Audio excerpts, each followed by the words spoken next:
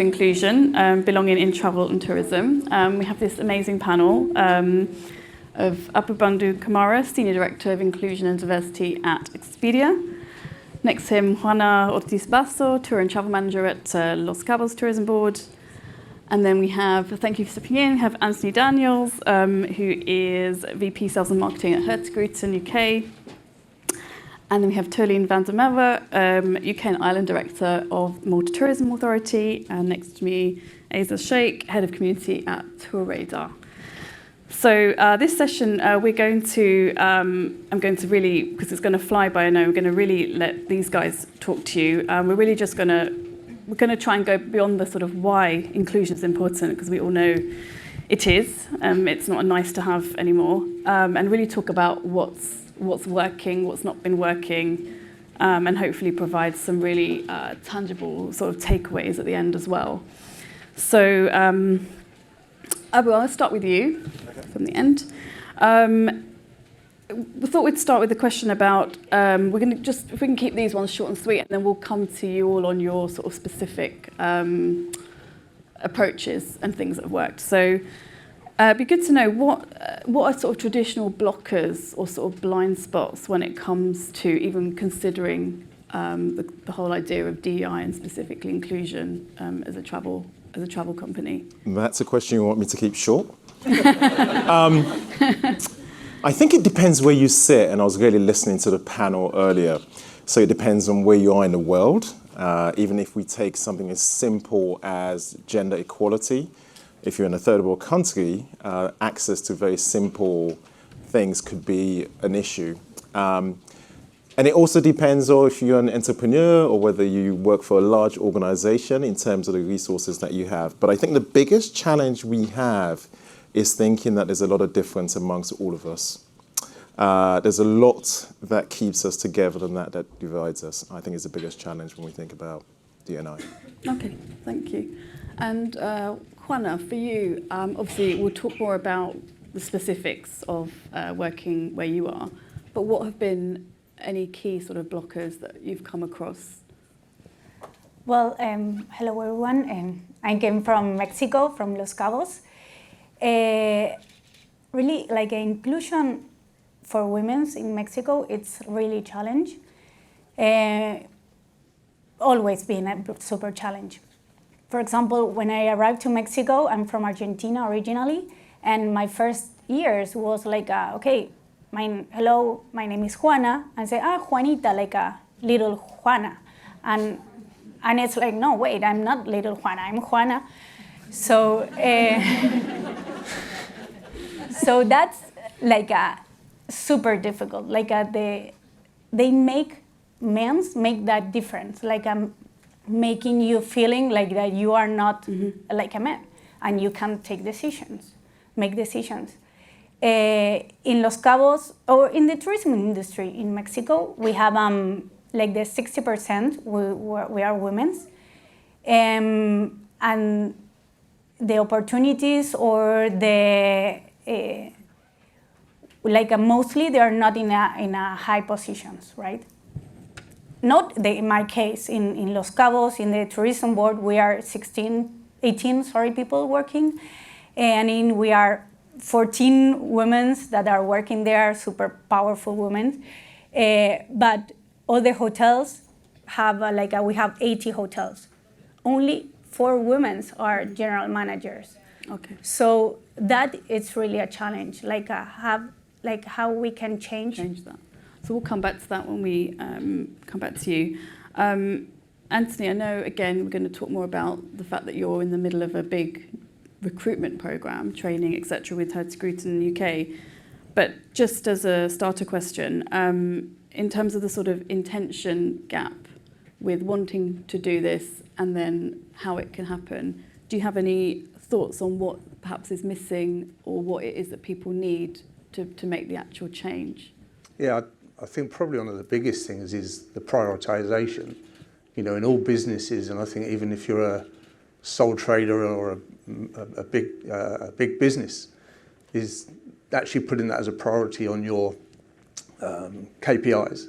At the moment, it's always very driven around what's our revenue, what's our turnover, etc., etc. But one of the things, and as you say, we'll touch on it a bit later, is actually making sure that the DEI journey is actually as important as the revenue. Because if it isn't, then all the people that you're bringing in, the talent that you're bringing in, if they're not supported in their needs and requirements, it's just going to fail. So that is, if not as important as the revenue turnover. That's great, thank you. Tolene, I'm just going to ask you something about the accountability of when you start on any kind of DEI journey, let's call it. How important is it, and how do you make it accountable so that you're on track with whatever it is you set out to do? So I think there's, it's working. I'm hearing myself. Starting with yourself, even though you're working in a company or a tourist board or whatever, you're starting with yourself and that acceptance and taking off the blinkers and breaking down the barriers. I think if you're holding yourself accountable to understand what people are thinking and feeling and understanding what people are going through, who I am is very different to what anyone else is going through. But I always put myself in someone else's shoes. I always try and put myself in someone else's shoes is a better way to phrase it. And looking back from where you started, so Malta's number one on the IGLTA Rainbow Index in Europe, and we still have an incredibly long way to go, not just from the LGBT community, from women in travel, from diversity and inclusion. We're very proud of where we are, but we still have an incredible long way to go. There will never be the end, basically. So it's always just looking back before looking too big ahead, and one brick at a time. Yeah, small steps. And similar for you at TourRadar. I mean, how do you set sort of, I guess, ambitious but doable, achievable targets, and how do you measure this? How do you make sure you're on track? If I was mandating it, I'd ask everyone to watch Ted Lasso. That's the first thing I would do. But I think the biggest thing is you see some common themes coming as well. It's like, I think the intention is one of the most important things. So I think we were all commenting on how inspirational the keynote was at the start from Jazz. And I think one of the biggest takeaways from that from me was, we're all human and we're all prone to make mistakes. But if you are setting off on the right foot to actually achieving something bigger, allow that room for maneuver, lack of judgment, that's another theme. I'm just looking at my TourRadar people here. We've been talking about lack of judgment on our trip here as well.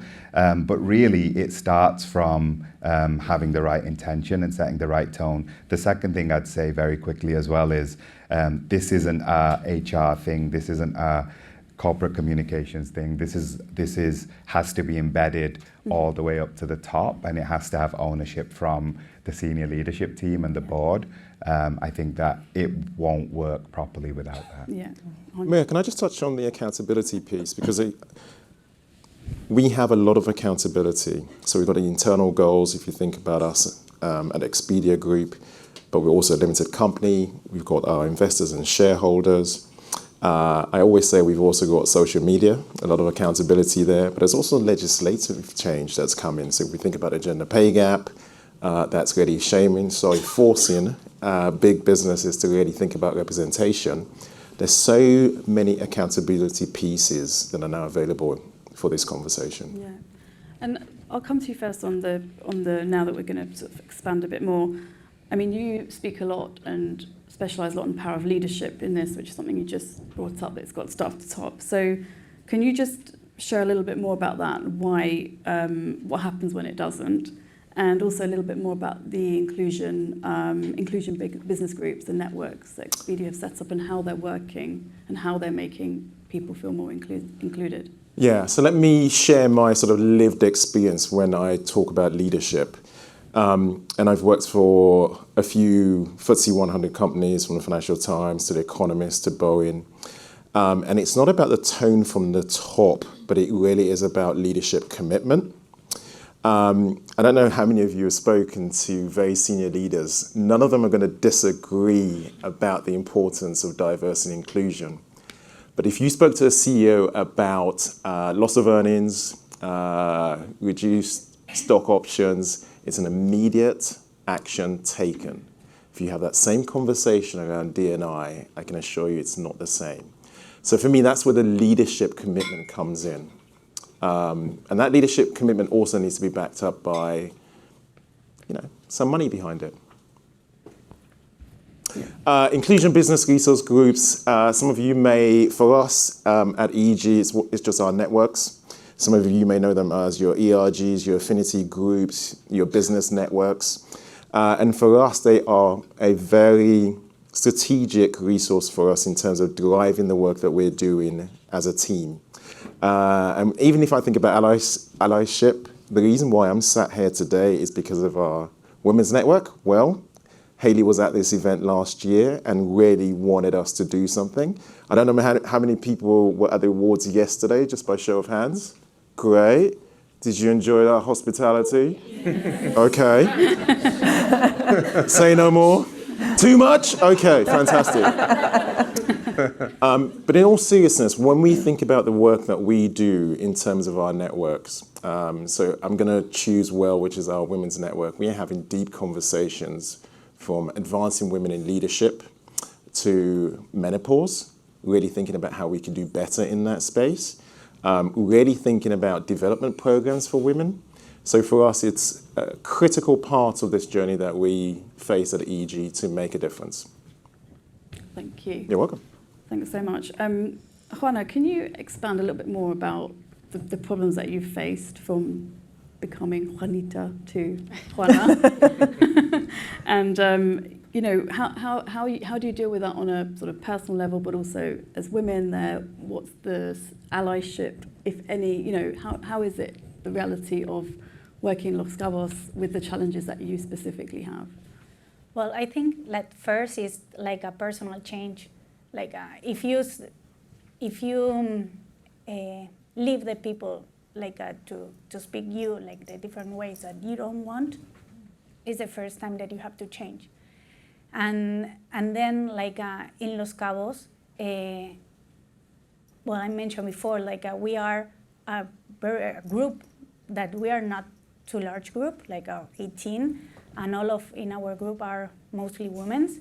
And we really work together, yes, we can handle a marketing plan or we are in administration, marketing, promotion. So in the different things that we are doing, we are women and we can do this. And mostly of the people that work in the industry, mostly are women, but the ones that are in the high levels, that are men, sometimes they can believe that, wow, this group of women are doing this for Los Cabos Tourism Board. Well, our boss is incredible, and he always give us that space to continue to working and believing what we are doing.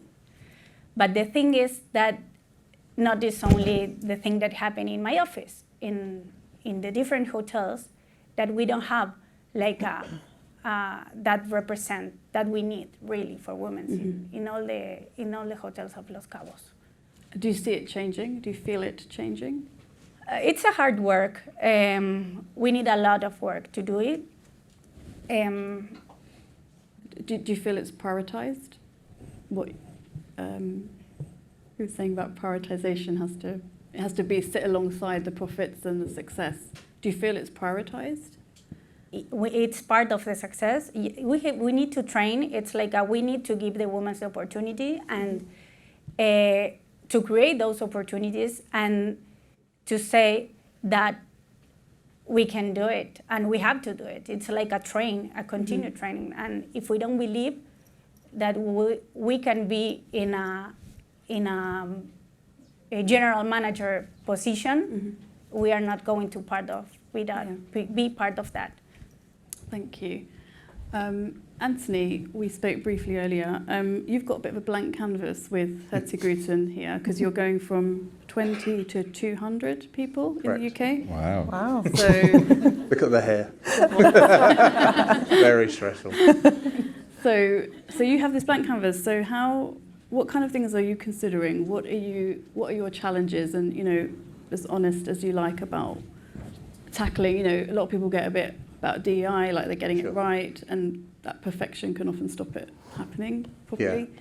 So just be great to hear what stage you're at and what kind of approaches you're taking. Yeah, the journey we're on, so I've been at the company nearly 8 years now. When I first joined, the UK was a commercial office, so sales and marketing with a few other smaller departments. Literally in the last 18 months, we decided that we're splitting the business internally from our coastal heritage product and our new world of expedition. So we've now got 2 head offices. We've got one in Oslo, which is the coastal, because we've got the connection to the Norwegian government, but the expedition side has moved to London. So it opens up a wider pool of potential talent and staff, and also other connections that works for us. So in the last 18 months, the recruitment has been crazy. Literally, we went from 22 to 25 people to we're about 180 at the moment. We've got an office space over in Paddington, which is a WeWork. The relevance of why I mention that is we're currently looking for a new office. So the question of where we are in our journey, we've got an ESG report. It's public, and everyone can see our measurement of what we're doing on all aspects of the ESG report. We're putting in the percentages of the diversity that we've got within our company and organisation, our short-term and our long-term goals. So we're on that path, and it's great, I think, from us as a company that we put that out and it's public to be measured. We're absolutely not doing everything right at the moment. As I said earlier, what I alluded to earlier is the pressure is revenue, because it's been so broken because of everything we know of the COVID, the hangover and everything else that's come from that, and consumer confidence. So that's kind of the big piece of work. But it's great to see is our HR and our people team, we're getting a lot of little kind of community groups within our office of the new 180 staff. So we're creating the right experts in the right fields to get involved and start dictating the pace for the company. The prioritisation in my eyes is still not as high as it needs to be. And I do think that when we move into our new office, that will make a big difference, because where we are in Paddington, it's quite small in the sense of how many people we've got. So it doesn't enable us. And then you come into amazing offices like this and Expedia yesterday, and there's such a great atmosphere and a great ability to have even the quiet room. That's something that's really quite key to certain members in our team, that they don't want to come into a non-traditional office without their absolute desk every day, and it's always their desk and they've got their cupboards.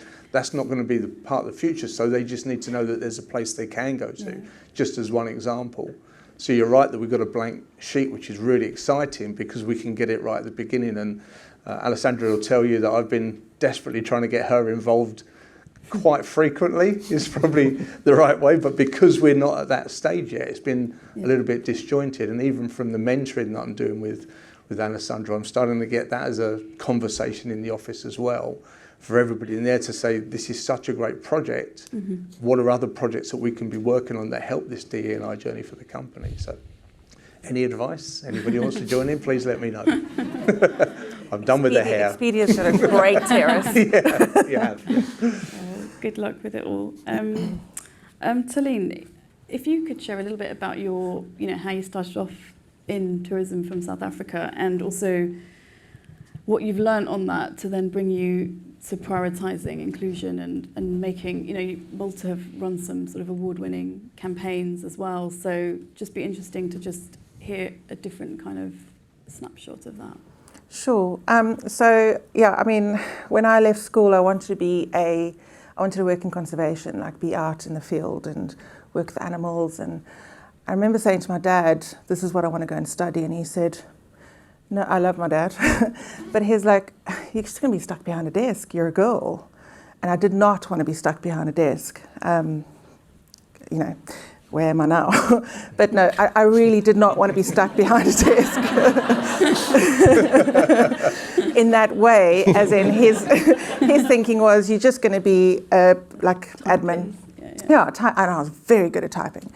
But anyway, so somehow I just landed into tourism. Mom just kind of saw a gap and pushed me into tourism, which wasn't a thing back in South Africa in 1995.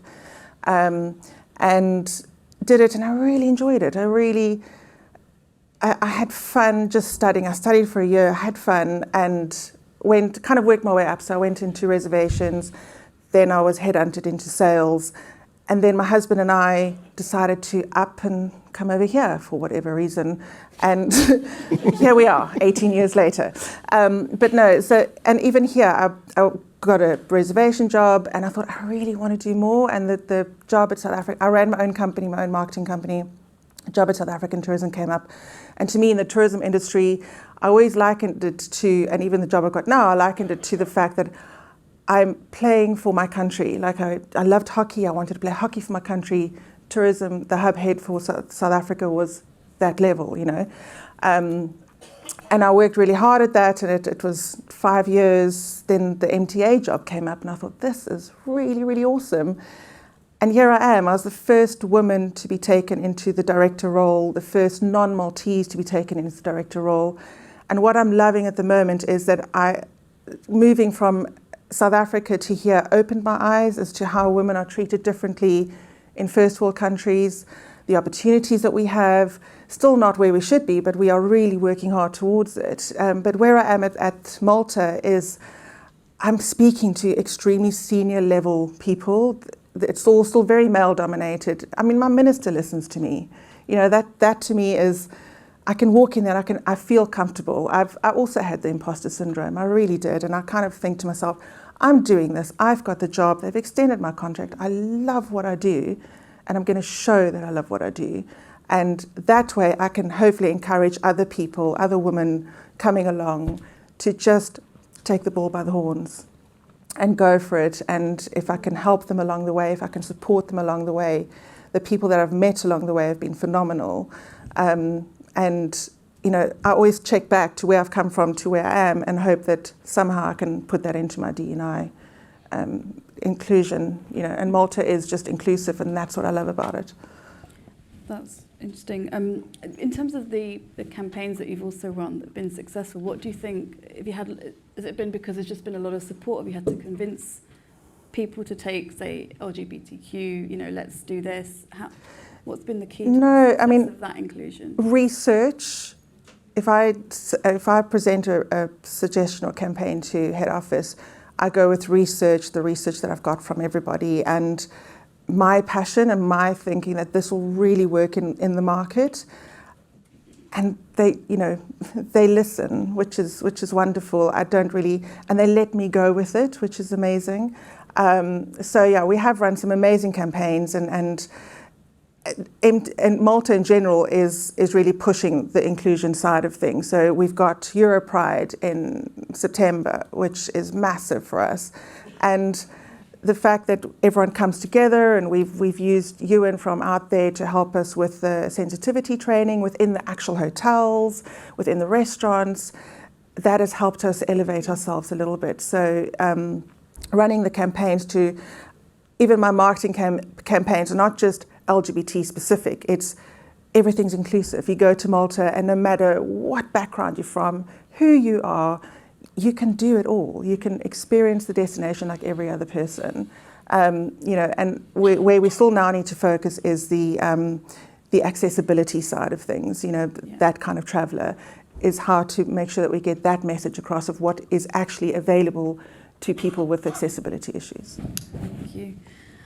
Aizaz, I want to talk to you about allyship. Yes, and the importance of that in this whole inclusion debate and discussion. So, yeah, if you could just talk about some examples, what made you decide this was important? Yeah, so I think the biggest thing is my family background is Pakistani. Culturally, especially when I was growing up, marriages didn't really break up. There's a lot of cliches out there, and you can see them in movies and TV shows, etc. My parents did split up, and my mum was an original boss, so to speak. And I think I got a crash course learning from that. So I think the big thing about allyship is, first and foremost, you have to acknowledge the privilege you have, both on a macro and micro level. So on a macro level, I identify as a male, I am straight, I walk into a room and I am for some reason given certain authority that I can't explain. Now there is more authority given even above me, because I do also identify as BIPOC or visible minority. But at the same time, I have to, if I'm going to be an ally on the macro level, I have to accept that privilege that I have.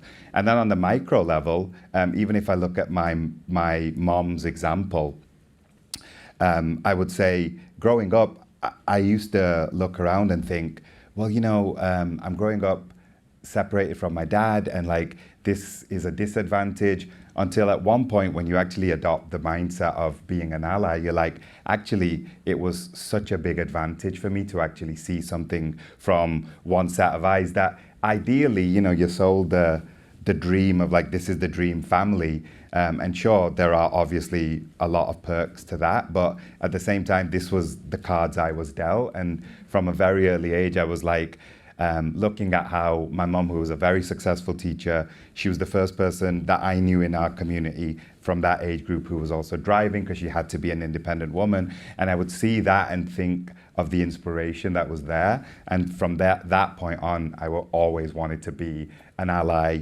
and support the equality, I guess. And it's sad that we even have to sit here and do it, but it's magical that we get to do this. I'm born and raised in the UK, but I actually now live in Canada. So firstly, if you hear a weird twang in my accent, it's not deliberate. And then the second thing I have to say about the allyship angle is you have to, as an ally, you have to hold other people accountable. So I could just keep referencing the keynote at the start, but like 10% braver, 20% braver, 50% braver, because we're all in toxic WhatsApp groups about football or Marvel or other stuff people want to bro out about. And you kind of hear these random things, and you have to be the voice in that room to stand up and say, this is not okay, this is not acceptable. Positive disruptor.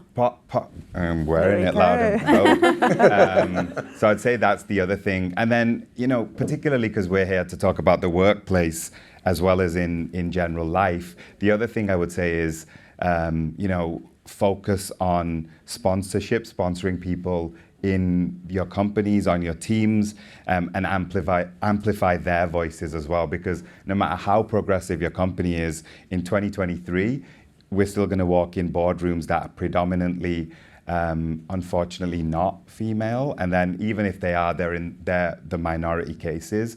So you have to be the person who walks into the room and basically talks about the person on your team who's killing it, and people through unconscious bias. And that's another thing we can really get under if we want to get to the bottom of this.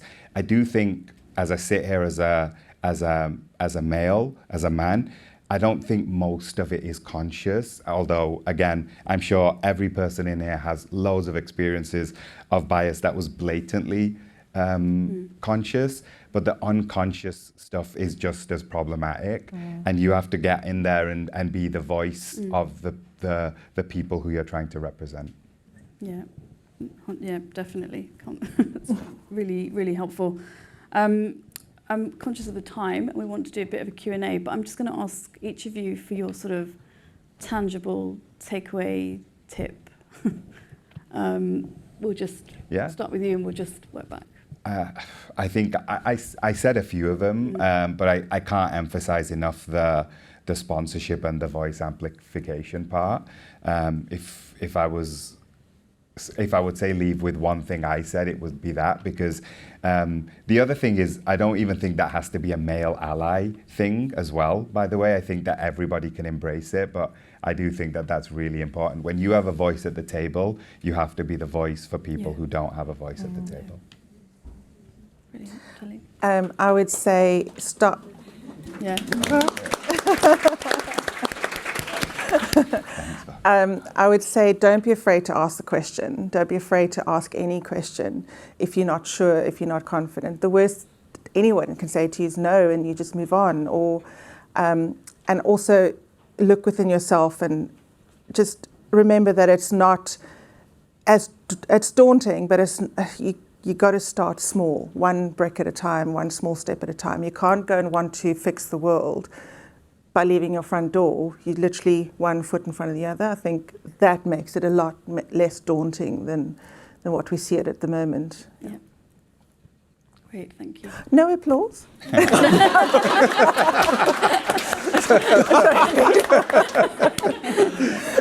to clap everybody now. Great point. Want to be inclusive. Want to be inclusive. Yeah. Clap everybody. Really, where I started, I suppose, in make it a priority. You know, there's so many things in not just life but work that's a priority. But whether you're a sole trader, make yourself a priority that isn't just about the revenue, and at the same time make your team a priority and what they need to really bring your full self to work. So yeah, it's not just about the revenues and the turnovers, it's about you and your people. It feels so false now. Well, I want to say two things. One is like if you are like not a equality position, like probably in Mexico in these terms, you have to work to have policies that make this difference and like not make difference really, like to be all the same. And the other thing that I want to say is I agree with Tolene that if you make, for example, a campaign, or you don't have to divide in different niche, like inclusion it's all. So we are all part of the same world. So like that I want to say.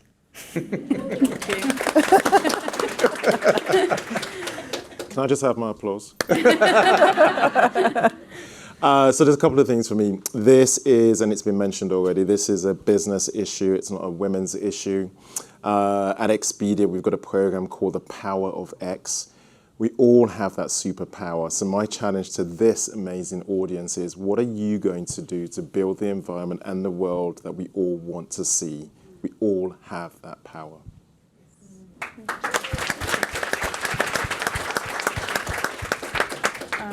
So we have time for questions. So yeah. The microphone is coming. Yeah. Hi, I'm Emily Goldfisher from Hurtigruten. I write about women in the hotel business, and I'm just wondering if any of your companies have measurement in place to see the progress of like measuring what you treasure, if this in fact is something you really value. I can start. We do. We've got a very specific goal for women. So global representation by 2025. We want all roles across Expedia to be represented by women at 50% by 2025. Wow. Thank you.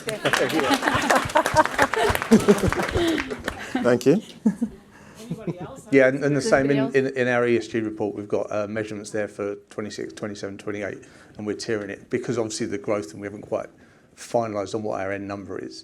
But at the moment, I think we're looking at this amount around 38%, and then we're looking at 5 to 10% growth over those years with an overall goal of over 50%. So just quickly from a tourist board point of view, it's a little bit more broad and a little bit more difficult, but in our charter to 2030, we do have, as part of our sustainability, is the diversity and inclusion. There's no percentage to it because we have to look at across the board, but it is something that us as a tourist board are looking at, driving up that inclusivity and bringing women up in travel. Okay, we'll take another question. Thanks. Hi, I'm Meg. I'm from Audley Travel. I'm a product executive there.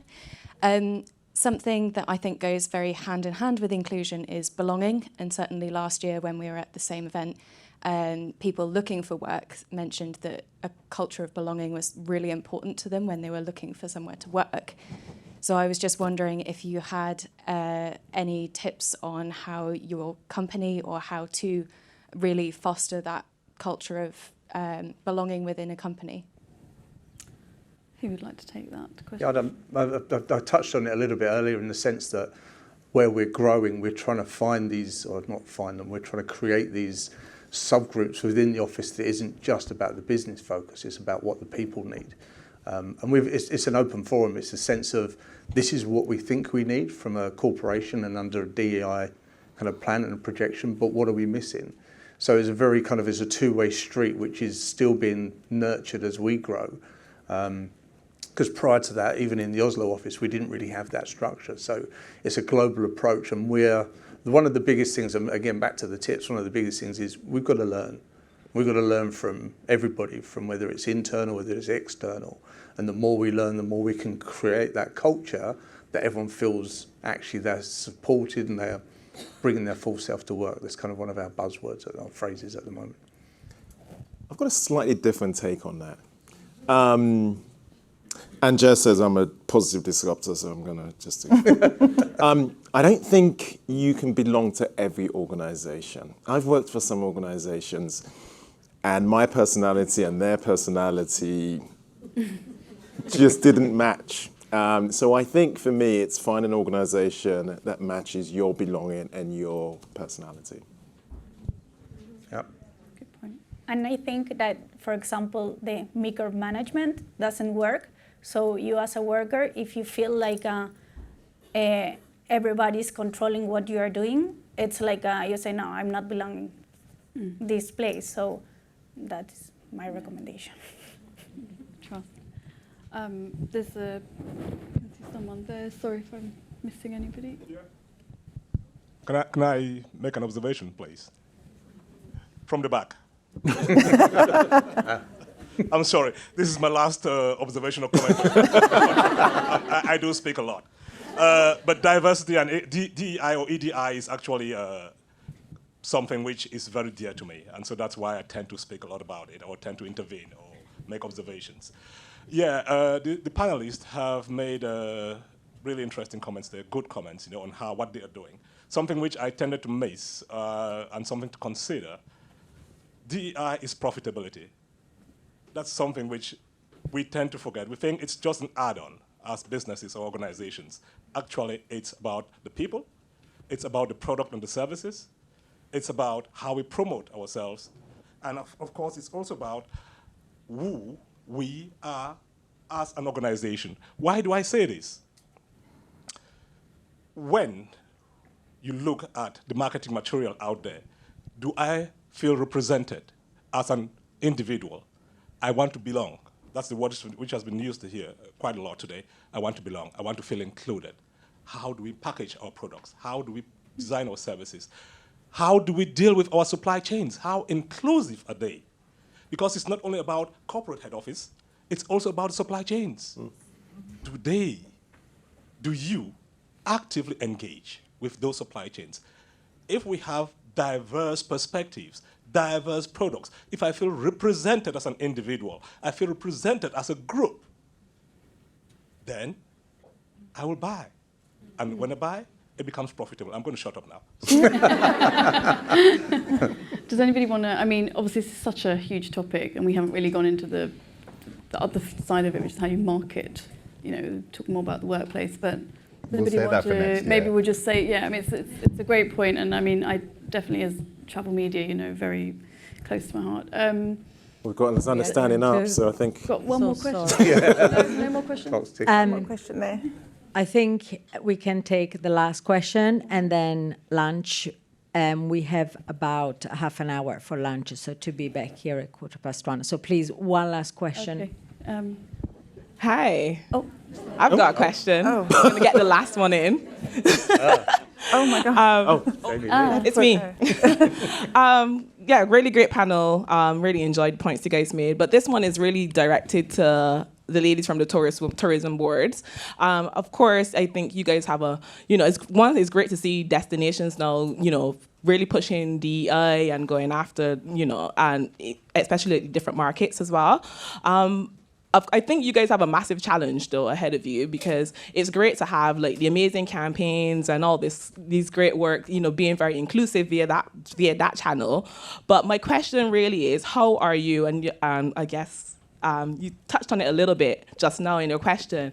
How are you actually ensuring that once those tourists get to that destination, that the experience is the same thing that they're seeing in these amazing campaign videos and photos? And I know you kind of mentioned briefly, Tolene, talking about that sensitivity training. How much are the governments involved in that process as well, in terms of training the people that are not training, but more of a awareness story of telling people about the journey that you're on? I mean, you've got some massive events coming up this year as well, so it'd be interesting to hear, how is that being executed in destination in terms of knowledge and information and sharing? Right, I'll take that one. We'll give you a clap. Thanks. It's all about the claps. No, so what we did specifically, and I'm lucky because Malta's nice and small, and everybody knows everybody. So for me to get something done is a lot easier than it was when I was at South Africa.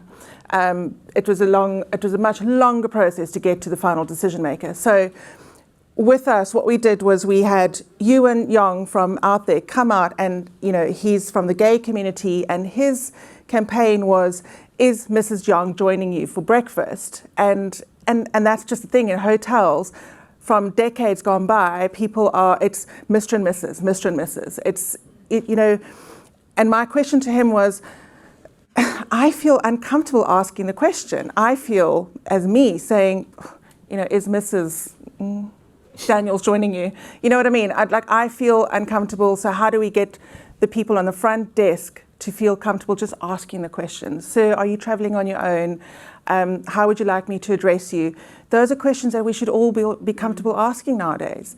And that's why I said earlier, just ask the question. So what we did was also, if the video that's been playing, right there. All right. Perfectly timed. Actually, what we did was, when I started at MTA, our LGBT content was terrible, really, really terrible. And I said to Ewan, please can we just get someone from the community in and do the content for us. If we are looking, and this is what we got a mixed race gay couple, we got a lesbian couple, and we got a non-binary couple, and their footage is the best resulting footage that we've got. It's the most comfortable, beautiful people. And we've actually entered this into the Marketing Campaign Awards. So, Right. but anyway, so, my next step is, again, like I said earlier, from the accessibility point of view, is I can showcase this beautiful stuff, but from someone in a wheelchair is going to struggle in Valletta. I know that. So how do I make sure that I can show people in wheelchairs or disabled in any other manner how they can enjoy Malta? And that will be a more direct, more targeted niche campaign that we will need to do. And it's easy enough for me to get head office to help me with that because we're nice and small. I so really want to carry on. Good answer. Sorry, we have to wrap up. I need to add something. Can I add something? Go on. I'm going to be brief. For example, we as a destination, we separate we work for the community, our community, and for our visitors. We have as you can see in the video, no, really, we have a campaign that is include all people, but then in the community we have another work that is to say that, okay, how we are going to receive our guests. So now, for example, we are part of Queer Destination, so we are training all the hotels to know how to receive our clients. So we have to work in both sides, like the community and for our visitors. Thank you. We're done. Thank you so much. Thank you so much, everybody. Thank you for this amazing panel, for sharing all your insights and experiences. Brilliant. Thank you. Thank you.